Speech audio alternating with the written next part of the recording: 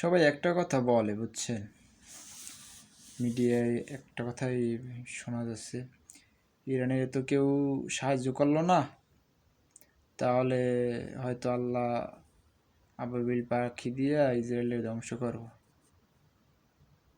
তো আমি একটা কথা কইতে চাই, যদি আবাবিল পাখি পাঠায়, ইসরায়েলের ধ্বংস করব না। যে 80 কোটি যে মুসলমান আছে,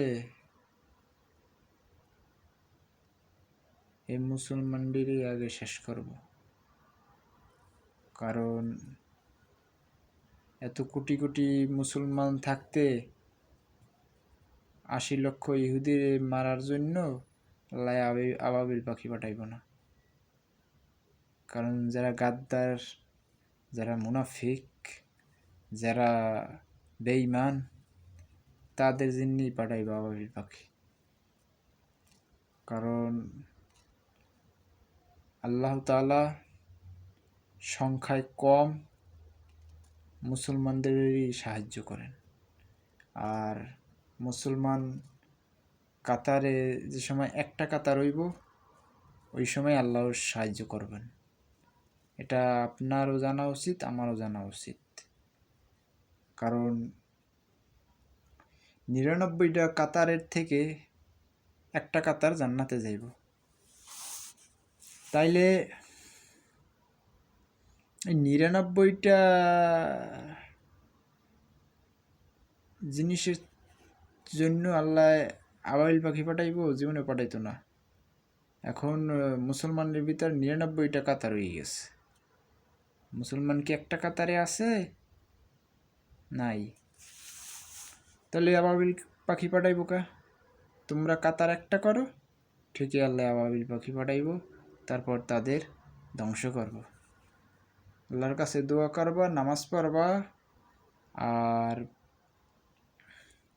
যাইয়া খাওয়া দাওয়া, মসজিদে যাবা, তাইলেই আল্লাহ সাহায্য করবে এমনটা না।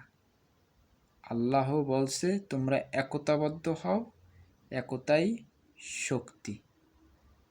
হযরত মুহাম্মদ সাল্লাল্লাহু আলাইহি সাল্লাম একই কথা বলেছেন যে তোমরা যখন একতা থাকবা, তখন তোমাদের কেউ সরাইতে পারবো না, কেউ তোমাদের দমিয়ে রাখতে পারবো না। তোমরা মুসলমান, এক মুসলমানের ভাই। তা এই জিনিসটা মুসলমানের ভিতর এখন নাই। এখন মুসলমান মানুষ মনে করে যে মুসলমানই হচ্ছে মুসলমানের দুশমন। এই কারণে কাতার 99টা হয়ে গেছে, কাতার একটা হয় নাই। সেই জন্য আবাবিল পাখি আল্লাহ পাঠাইতো না এখন। আর আবাবিল পাখি পাঠাইলেও এই ইহুদিদের জন্য আবাবিল পাখি পাঠাইব না। পাঠাইলে এই 99টা কাতারের জন্যই আবাবিল পাখি পাঠাইব ইনশাল্লাহ।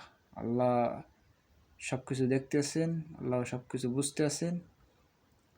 আল্লাহ আমাদের জন্য যেটা ভালো করব, যেটা খারাপ করব, সবই আমাদের জন্য মঙ্গলজনক হবে।